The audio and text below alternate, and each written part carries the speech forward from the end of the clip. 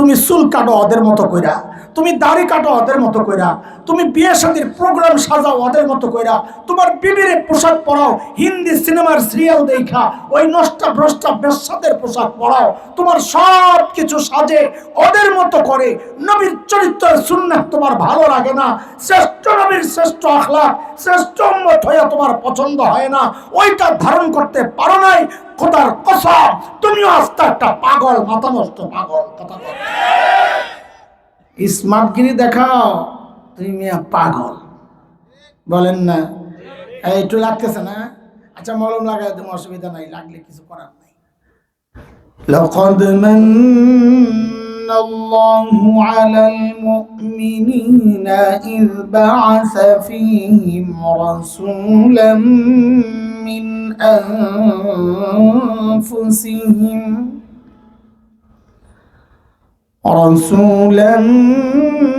من أنفسهم يتلو عليهم آياته ويزكيهم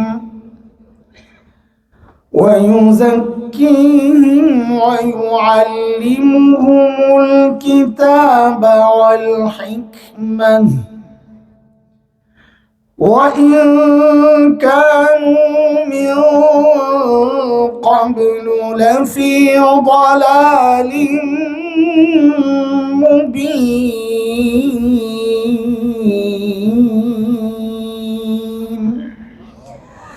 آمنت بالله صدق الله العلي العظيم।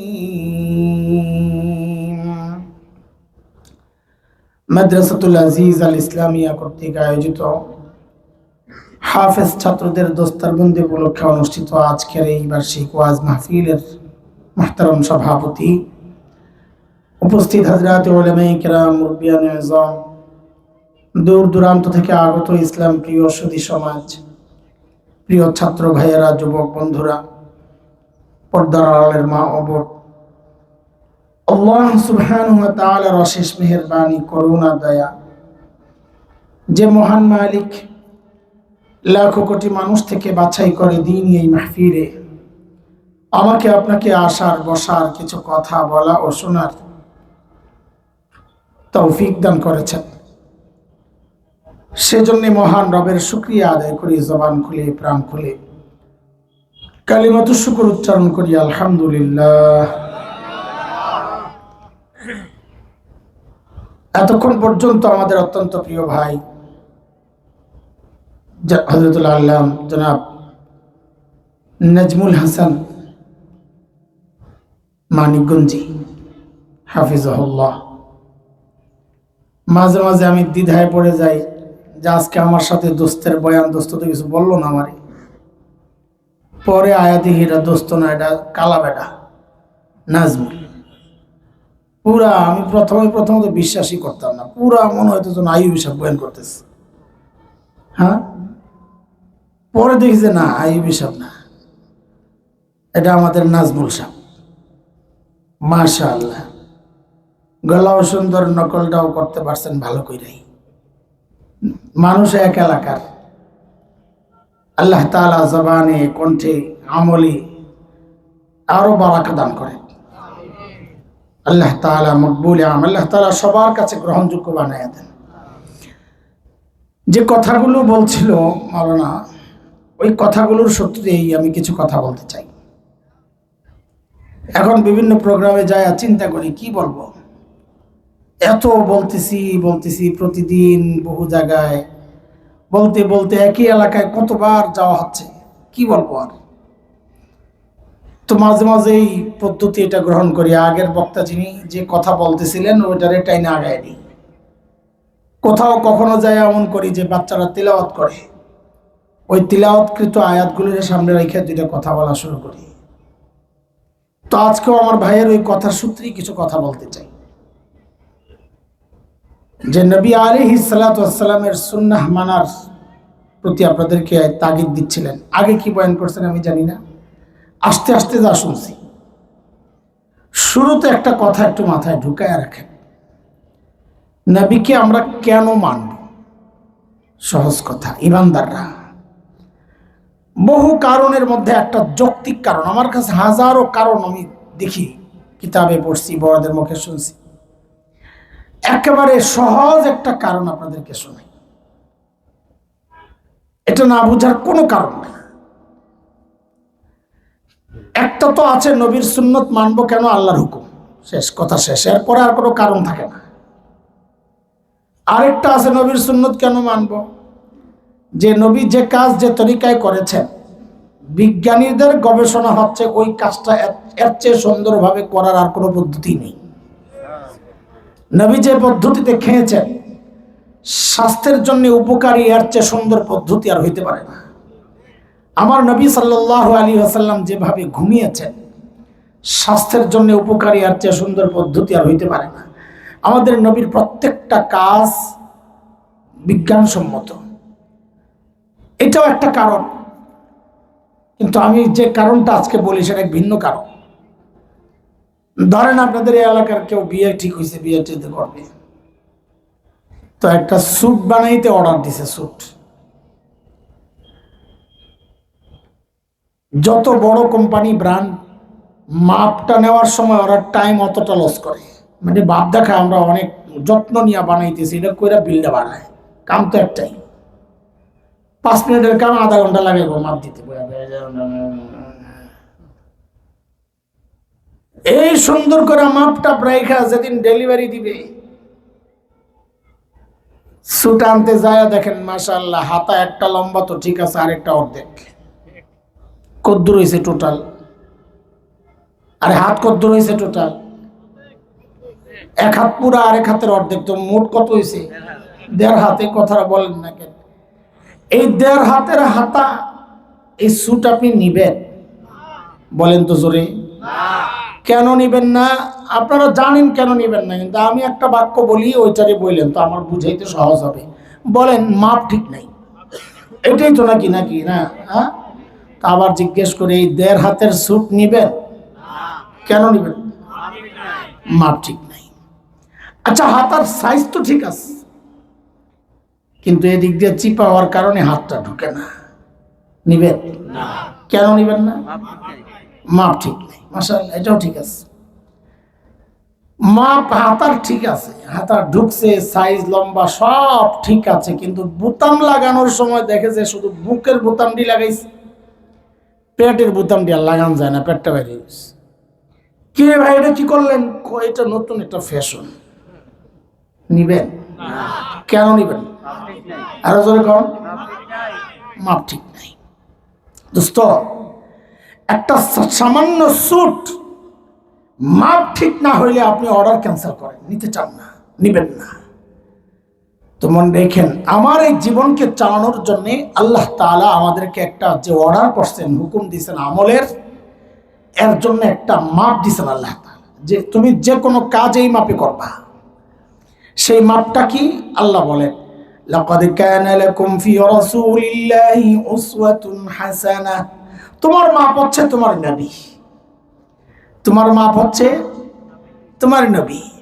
কাজে তুমি কোন কাজ যখন করবা, ওই মাপ মতো যদি না হয়, তো আমি আল্লাহ কিন্তু তোমার কিচ্ছু কবুল করব না। এটা হচ্ছে আমি সুন্নত কেন মানবার একটা যৌক্তিক কারণ। মাপ ঠিক না থাকলে দুনিয়ায় কিচ্ছু নিতে চাই না। তা আমার আমল যদি আল্লাহর দেওয়া মাপ মতো না হয়, আল্লাহ কেন আমার আমল কবুল করবেন বলেন আপনারা? তাছাড়া আমি মনে করি এর চেয়ে বোকা আর কেউ নাই যে আমার নবীর সুন্নতকে মানে না। কেন? এটাও বুঝেন, বুঝতে তো সমস্যা নেই না। শোনেন, ওই যে স্যুট ঠিক আছে, মাপ মতো হয়েছে, এখন বিয়া করতে আসছে আপনাকে এই এলাকায়, শ্রীপুর, বিয়া করব, কিন্তু আমার মতন জ্যামে আটকেছে, আপনাকে এনে তো একটা লম্বা জ্যাম আজকে আটকায়, এমন আটকাইছে সুবহানাল্লাহ, আসরের আজান দিয়া দিছে। মেয়ের বাপ ঘটক রে ডাক দিছে, পোলাবেন ধরা রাগ হবি নি কিছু কথাবার্তা বললে? যারা জুয়ান পোলাবেন কথা কর, রাগ হবি? তোরা রাগ হইলে কি আমি কথা ছেড়ে দেবো মনে করছস? বাপটা দেখলাম, আমি তো কথা বলবোই, বলার জন্য, তোমার খুশি করার জন্য বসছি নাকি? বললা আমি আমার রবকে খুশি করার জন্য কথা বলবো। কে রাগ হইলো, কে খুশি হইলো, এগুলো শোনার টাইম নেই। খেয়াল করেন, আসরের আজান দিয়ে দিছে, যে মেয়ে এমন আটকেছে। তো মেয়ের বাবা ঘটককে জিজ্ঞেস বলে, ঘটক সাহেব, কাজী সাহেব, কাজীরে, দেরি তো অনেক হয়েছে, এখন যদি আসর নামাজ পড়েন, বিয়ে শাদীর কাম সারেন, খানা তো ঠান্ডা হয়েছে, ওই পর্যন্ত অপেক্ষা করলে বাসি হইব। এই জামাই আজীবন আমার মাইয়ারে খোটা দিব, তোকে বাড়িতে গেছিলাম প্রথম দিন বাসি খানা খাওয়াইছে। আসলে যৌতুক নেওয়ার জন্য একটা ভাব এটা।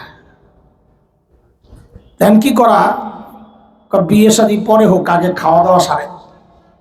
আচ্ছা ভাই বলেন তো, আগদের আগে এরকম খানার প্রোগ্রাম সারে এরকম হয় কিনা? কথা কয় না, হয় না? বলে তুই বিয়ে করছস না করে আন্তাজি বলে দিচ্ছি কি জানে হয় কি হয় না বলে। এখন সব খানার জন্য বসছে। আচ্ছা আমাকে বলেন তো, একটু বুঝে শুনে বলেন, শ্বশুর মেয়ের বাড়িতে সেরা মেহমানকে?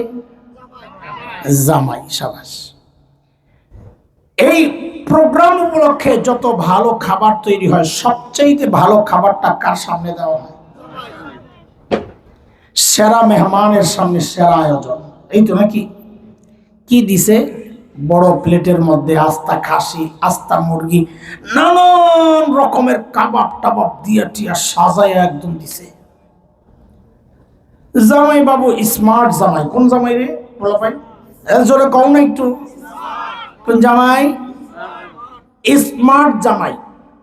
খাইতে বৈশা ওই সেরা খাবারের দিকে সেরা মেহমান যে, তার মনোযোগ নাই, ওর এখানে মনোযোগ নাই। ওর মনোযোগ কোন জায়গায়? প্যান্ডেলের বাহিরে ডেকোরেটরওয়ালারা একটা বড় ভাণ্ড রাখছে ময়লা ফেলাইতে। তো ছোট্ট ছোট্ট বাচ্চারা যে পোলাও খায় নষ্ট করছে, নাকের শেষে লাগানো ওই আঠালো পোলাওটা নিয়ে ফেলাইছে, রান গোস্ত খাইয়া হাড্ডি নিয়ে ফেলাইছে, লেবু চিপ্পা রস খাইয়া ছিলকা নিয়ে ফেলাইছে। জামাই তাকায় রোজা দিকে। কিছুক্ষণ পর জামাই বাবু লাভ দিয়া উঠছে। কোন জামাই জানো বাবু? স্মার্ট জামাই। লাভ দিয়া ওইটা যায় ওই ভান্ডের সামনে আসন দিয়া বসছে। বৈশা ওখান থেকে হাড্ডি একটা লইছে, গোস্ত তো নাই। পোলাও দুগা মুখে দেয়, হাড্ডির গোস্তের তো নাই, হাড্ডির মধ্যে কুত্তার মতো কাঁত করে কামড় মারে। লেবুর ছিলকায় রস তো নাই, ছিলকার একটা কামড় মারা খুব গর্বের সাথে খাইতেছে। শ্বশুর গেছিল ঘরে, একটা পায়েস রান্না করছে শাশুড়ি স্পেশাল, ওটা আনার জন্য। পায়েসের বাটিটা আইনা শ্বশুর জামাই খুঁজা পায় না। জামাই গেল কই? বুয়াই দিয়া গেলাম, জামাই গেল কই? তাকায় দেখে জামাই বসে রয়েছে ওখানে। একটু বলেন তো, ওই জায়গায় বসার কথা কার? কুত্তার। সাবাস, জোরে কর, আরো জোরে। আর বলবেন কথা কও, ওখানে কার বসার কথা? শ্বশুর এরকম ভাণ্ডটা হাতে নিয়ে পেয়ালাটা তাকায় তাকায় বলে, কুত্তার আসনে জামাই কেন? এই ডায়লগটা আমার সাথে বল তোরা।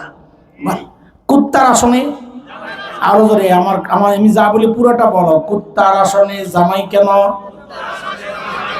জামাইয়ের আসন খালি কেন?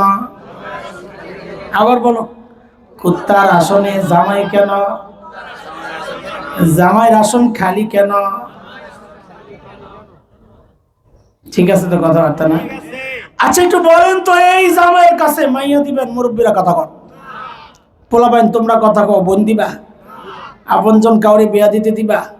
কেন? এই জামাই সুস্থ না পাগল? আরো জোরে শুনতে চাই। আরে চিৎকার করে কও, এটা স্মার্ট জামাই না আসলে পাগল জামাই? কেন? তুই গাধা, আজকের এই অনুষ্ঠানের সেরা মেহমান, তোর সামনে সেরা আয়োজন, এই সেরা মেহমান সেরা আয়োজন বাদ দিয়া গেছস ময়লা খাইতে। তুই তো আসলে একটা পাগল। কথা কন দোস্ত। আমার নবী আল্লাহ তাআলা আমাদেরকে বানাইছেন এই দুনিয়ার সেরা মেহমান, খায়রু উম্মাহ বলা হয়েছে। এই উম্মত হচ্ছে সারা দুনিয়ার মধ্যে শ্রেষ্ঠ উম্মত। ধরেন আমরা যেভাবে বুঝাইছি ওইভাবে বললে, দুনিয়ার জন্য এই উম্মত হচ্ছে সেরা মেহমান। সেরা মেহমানের জন্য শ্রেষ্ঠ নবীর শ্রেষ্ঠ আখলাকের আয়োজন হয়েছে। তুমি সেরা মেহমান হইয়া এই শ্রেষ্ঠ নবীর শ্রেষ্ঠ আখলাক বাদ দিয়া তোমার নজর পড়ছে কোন জায়গায়? ওই বিজাতীয়দের কৃষ্টি কালচার ময়লা আবর্জনার দিকে। তুমি চুল কাটো ওদের মতো কইরা, তুমি দাড়ি কাটো ওদের মতো কইরা, তুমি বিয়ে শাদীর প্রোগ্রাম সাজাও ওদের মতো কইরা, তোমার বিবিরে পোশাক পরাও হিন্দি সিনেমার সিরিয়াল দেখা ওই নষ্টা ভ্রষ্টা বেশ্যাদের পোশাক পরাও, তোমার সব কিছু সাজে ওদের মতো করে। নবীর চরিত্রের সুন্নাত তোমার ভালো লাগে না, শ্রেষ্ঠ নবীর শ্রেষ্ঠ আখলাক শ্রেষ্ঠ উম্মত হয়ে তোমার পছন্দ হয় না, ওইটা ধারণ করতে পারো নাই, খোদার কসম তুমিও আস্তে একটা পাগল, মাথা নষ্ট পাগল। কথা বল, স্মার্টগিরি দেখাও, তুমি মিয়া পাগল। বলেন না? একটু লাগতেছে না? আচ্ছা মলম লাগাই তুমি, অসুবিধা নাই, লাগলে কিছু করার নাই। এই বলেন আপনারা যারা আমার নবীর সুন্নতের উপর চলে না, আমার নবীর চুল কাটার স্টাইল যাদের ভালো লাগে না, আমার নবীর দাড়ি সহ চেহারা যেই পুরুষের ভালো লাগে না, আমার নবীর সমস্ত কিছু যার ভালো লাগে না, একটু বুঝে শুনে বলেন তো এই মানুষটা সুস্থ না পাগল? আরো জোরে। এই পাগলামি থেকে আল্লাহ আমাদেরকে হেফাজত করে। ওই জন্যই বলছি মাওনার কথার আমি কারণ বলতেছি, খালি সুন্নত কেন মানবো? এক তো আল্লাহর হুকুম মানতেই হবে, আরেক হচ্ছে চিকিৎসা বিজ্ঞানও বলে আমার নবীর সুন্নতগুলো মানুষের জীবনের জন্য একটা উপকারী পদ্ধতি, এর চেয়ে সুন্দর পদ্ধতি আর হইতে পারে না। 3 নাম্বার কারণ হচ্ছে আল্লাহর পক্ষ থেকে এটা সবচেয়ে বড় সুন্দর আয়োজন। আমি সারা মেহমান সেরা আয়োজন বাদ দিয়ে কেন ময়লা খাইতে যাব? আরেকটা কারণ হচ্ছে অর্ডার ক্যান্সেল হয়ে যাবে, কারণ আল্লাহ অর্ডার করেছেন আমল করবা আমার নবীর সুন্নত অনুযায়ী করবা, সুন্নত অনুযায়ী করবা না তো আমলও অর্ডার ক্যান্সেল। আমলের অর্ডার ক্যান্সেল মানে ওই আমল আল্লাহ কবুল করবেন